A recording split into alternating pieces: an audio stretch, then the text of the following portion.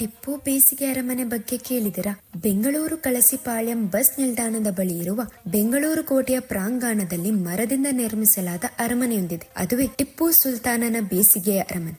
ಹೈದರಾಲಿ ಈ ಒಂದು ಅರಮನೆಯ ಕಟ್ಟಡವನ್ನು 1781ರಲ್ಲಿ ಪ್ರಾರಂಭಿಸಿದರು.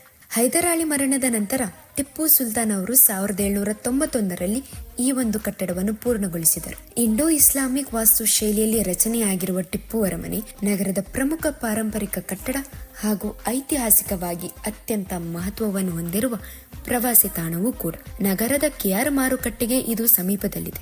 ಬಹುತೇಕ ಮರ ಮತ್ತು ಮಣ್ಣಿನ ಗಾರೆಯಿಂದ ನಿರ್ಮಿಸಲಾಗಿರುವ ಈ ಕಟ್ಟಡ ಪರಿಸರ ಸ್ನೇಹಿಯೂ ಹೌದು.